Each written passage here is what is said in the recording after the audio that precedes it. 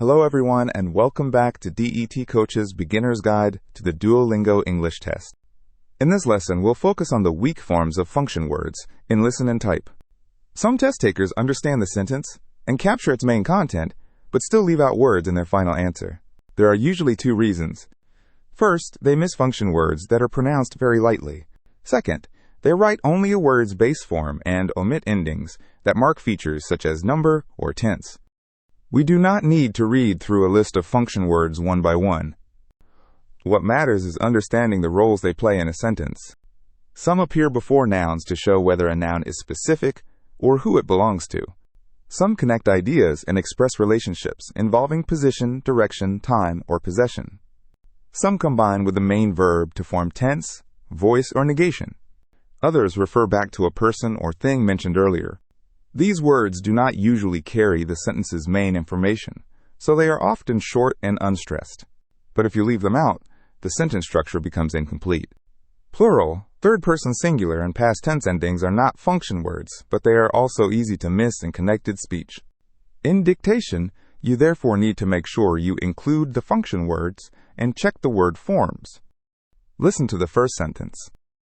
Our team will test the new sensor before the workshop begins. The main content is not difficult to understand. The elements you are most likely to miss are will, the two instances of the and the final SN begins. Will appears between the subject and the main verb and is often pronounced lightly. The two instances of the marked new sensor and workshop as specific, and they may pass very quickly in the audio. The final subject is the workshop, which is singular. The simple present verb must therefore be begins, not begin. Understanding the meaning does not guarantee that you have written the word forms correctly. Now listen to the second sentence. The sewing machine should be turned off before the needle is changed. If you remember only sewing machine, turn off, needle, and change, you can reconstruct the general meaning. However, the original sentence contains two passive structures. The first is, should be turned off. The word be is pronounced lightly, but it cannot be omitted. The second is the needle is changed. Is can also blend into the words around it. Turned and changed must retain their past participle endings. The id ending in each word does not form a separate syllable, which makes it easier to miss in writing. The word off is confirmed by the phrasal verb turn off, which describes switching off the machine. Next, listen to the third sentence. The volunteer checked each column on the sign-in sheet. Start by checking checked. Its past tense ending is realized as a very short sound, so it is easy to write check instead. But the sentence describes a completed check, so we need to retain the past tense. Next, consider each column. Each takes a singular noun, so the word is column, not columns. Finally, look at on the sign-in sheet. On tells us that the columns are located on the sign-in sheet.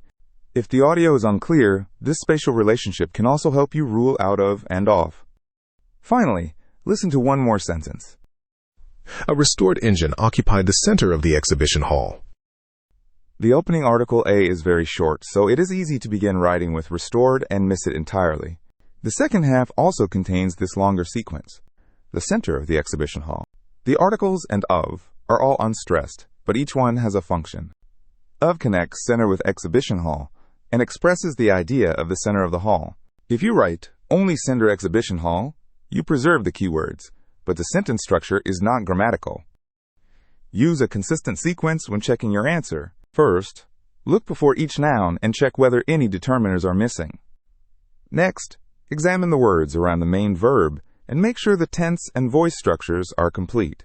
Then look between phrases and decide which word expresses the required relationship. Finally, check plural, third-person singular, and past tense endings.